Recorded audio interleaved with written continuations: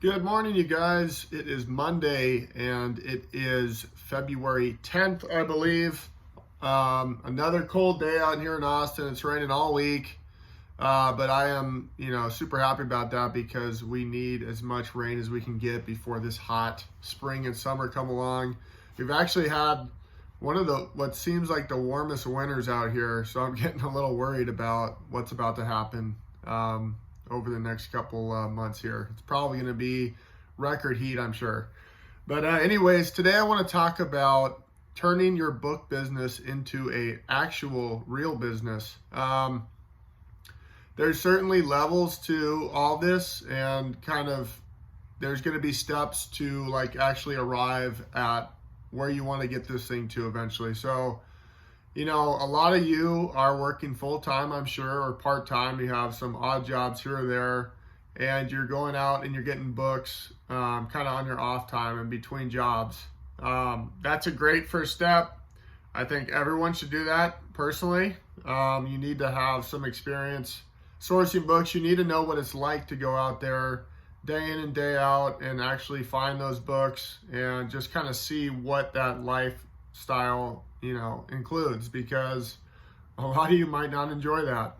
Me personally, I loved it. I absolutely loved it. So for me, every day getting up, I was always excited to go do a garage sale, estate sale, whatever it was, go bid on auctions online, go hit any thrift stores, convenience stores, and go find books. So, the first stage is obviously you're going to be dabbling with cherry picking as you work your job. Now, as your sales grow over time, you need to be patient and you need to keep building it and setting goals to build your sales higher and higher and higher.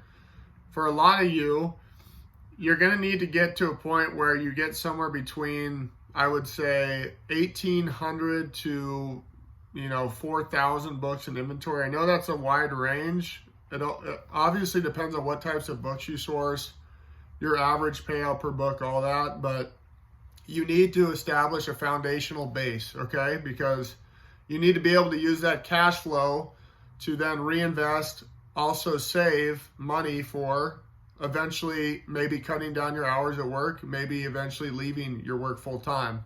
I specifically remember it was August, and by that point, I think I was 5 or 6 months in. I was doing $16,000 a month in sales and getting a relatively nice, payout from Amazon.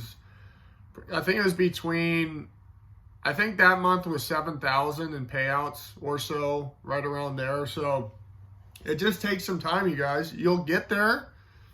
There's no need to rush anything. You will get there. And I assure you this, if you make it 6 months, you've made it. I think that's going to be a good fit for you. If you've made it 6 months, you're committed enough and you probably enjoyed enough to where you can actually take this thing to the next level. Next level being this, I would say try either one, take down your hours, or if you can, leave your job. Now, obviously, I'm not saying put yourself at risk financially. If you have a spouse that works, you're probably already fine right then. If you're a stay-at-home mom with kids, obviously I wouldn't do that. You need to use some kind of common sense here, guys, when you're evaluating where you're at.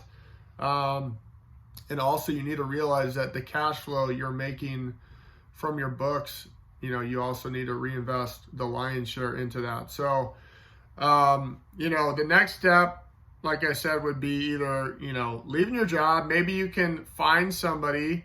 Maybe you can still go out, find all the books, but maybe then you have somebody list and scan for you. If you're getting some bulk, you can have someone scanning the books. If you're just cherry picking, they can list for you. So here's the difference. And this goes back to the E-Myth. I don't know if any of you guys have read the E-Myth. It's a great book. You need to read it. But this will help you guys train your mindset to go in the right direction to becoming a business owner. So let's say you just had a full week of work, okay? You sourced a ton of books throughout the week, and you get home Friday night, you relax, you spend time with your wife or your husband. The next morning you wake up, you're tired, and you're like, oh, I should really list all these books. You know, I have like 300 books to list, you know, but, you know, it's just something I have to do. We're grinding right now, whatever. I would challenge you instead, outsource that. So even if you can do it and you have the time, outsource it, okay?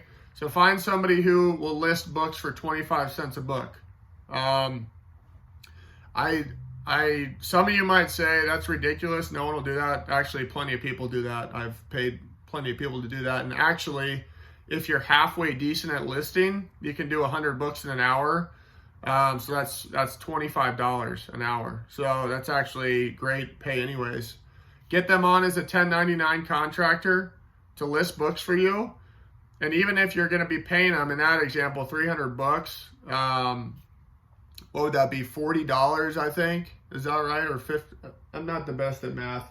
But anyways, you get the picture. It's going to be pennies on the dollar.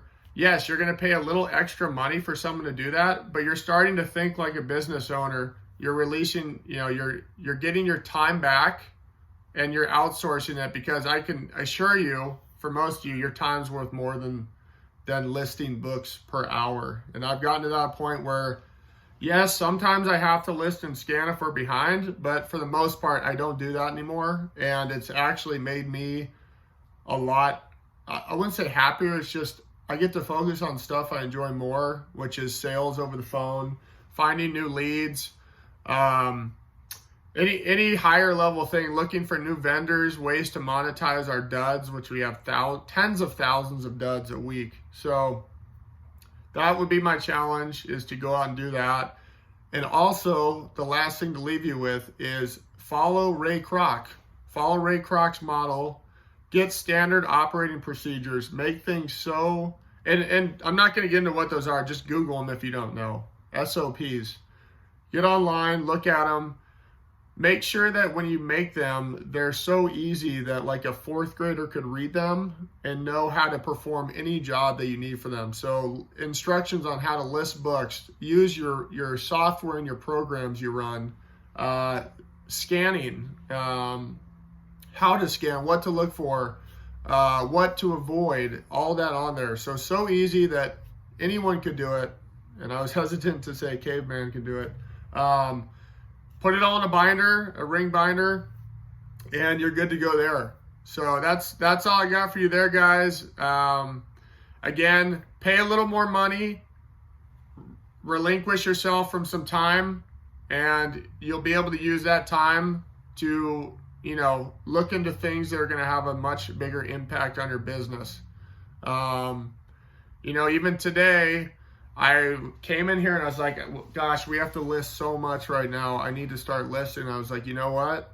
No, I'm not going to list, because, and this is a question to ask yourself, is whenever you're contemplating something like that, say, is this something an employee would do or an owner would do? And that's the big question right there.